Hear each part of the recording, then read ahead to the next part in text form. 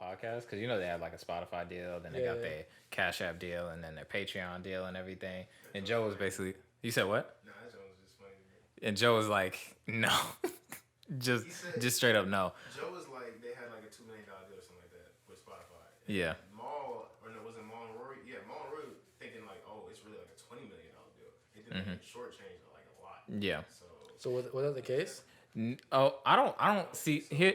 I don't think that it was the case that Joe was like shortchanging them or trying to rip them off, but it's just how you went about it, because they're partners in the show, and basically he was trying to treat them like employees essentially. Yeah. Like they didn't do anything. They don't own anything. They can't ask him questions because he's the guy essentially.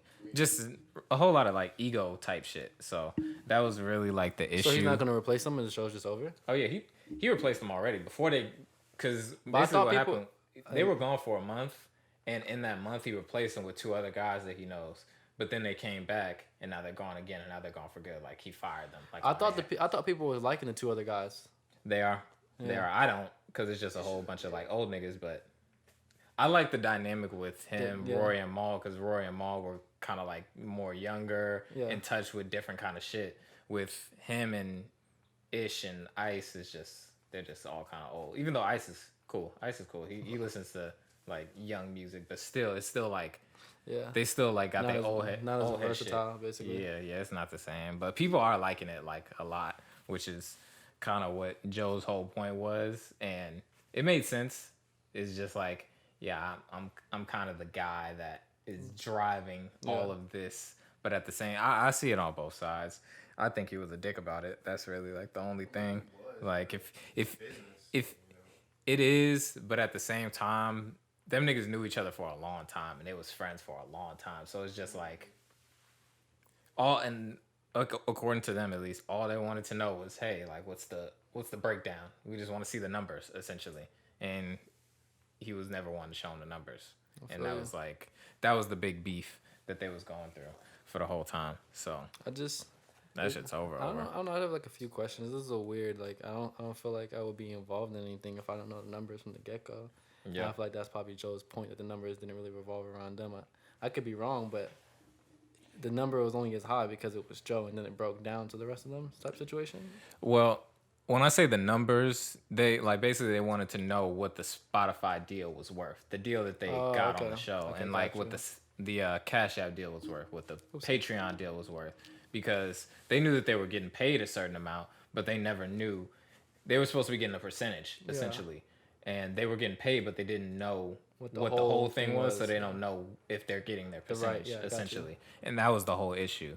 And I actually thought about it like in reference to like if this podcast ever got like big like that, it's just like that's why, and that's part of why I don't agree with Joe as much as I agree with Rory and Maul, in the sense that it's just like accounting. Like I don't see a problem with like if we agree, to have like a partnership, and I get this percentage, you get that percentage, whoever else is involved gets their percentage, then everybody should be able to know like, okay, this is what the big cake is, and so they can kind of like calculate and make sure that their percentage is right. Yeah, I mean, not even from like, I just that's, don't feel like that's simple. I honestly don't think we like in those situations. I feel like there's a lot off camera that takes part in their frustration.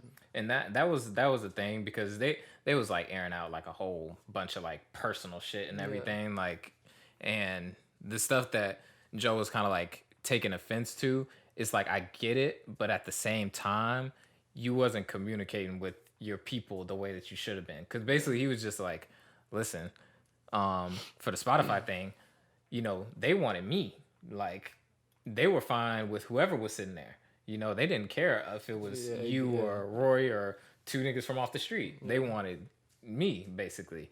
And he was just like, I still took that and brought y'all on and paid y'all better than what y'all was supposed to get from the deal. Yeah. And Roy and them didn't dispute that, so I'm assuming that that's true, that they did get paid better, but it's still like in the same principle of like, for what reason did you not want to just tell the numbers? Yeah. I mean, I just think it's a case of like just being too close to friends. You know what I mean?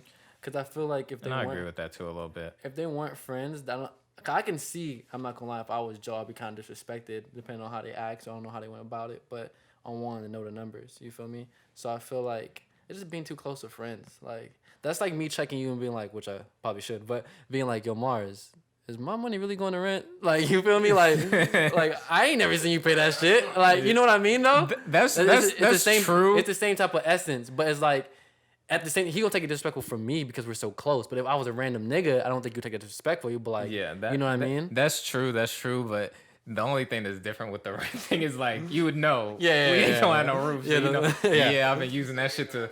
Yeah, I've been lacing my pockets with that, whatever. Like, so that would be different. But in the same kind of like scenario of like ownership of a product and like just like where you fall in this whole like organization thing.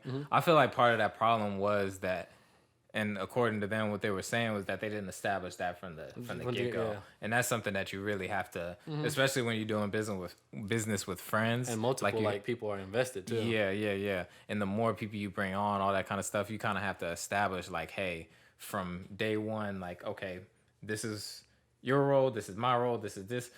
I might be the person who like owns the show and is over the show, but wherever we fall and say like, okay, this is what I'm okay with taking as a percentage, this is what I'm okay with taking as a percentage, and it's a percentage, it's not a salary, it's a percentage. Once you say that, and then you should be able to have access to the accounting so that you know that your percentage is right. Agree. Whether it's, you know, on my end to whoever's in, really, you know, because it's not at that point, once you get to a level like that, it's not like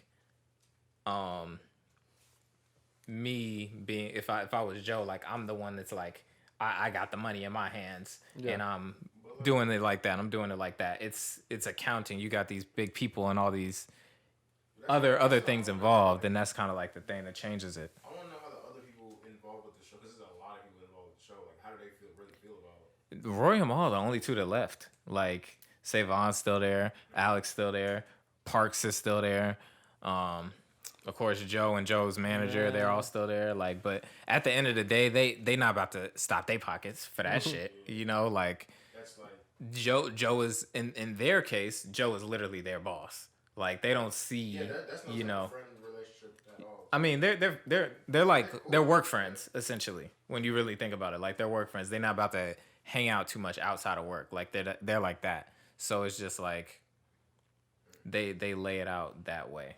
So they not about to jump ship off of no shit. Like, and I said to myself, because I actually like subscribed to the Patreon shit that they have, and I said I'll probably stay subscribed for like a couple weeks maybe, I just want to see how everything plays out.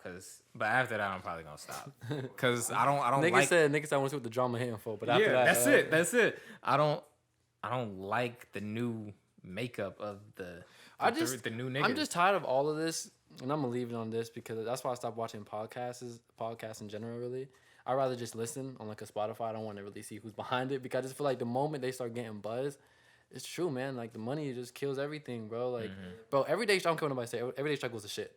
The original Everyday Struggle. Bro, I'm never gonna forget me and Mars every day. That shit came out. Everyday Struggle was amazing. Yeah, we faithfully was in front of that TV, and then when that broke up, it just wasn't the same to me. Clearly, for everybody. And then I went to Joe Budden and like listening and all that. I don't know, it just didn't hit the same still, and like I kind of faded off of it, and then now this is happening too. I think it's a constant thing because it's like. And he's at the middle of all of it. That's what really looks bad, optics wise. Yeah. I mean, I don't blame Everyday Struggle on him at all, but like it's just so hard to get a group of people either you don't know to get together and last.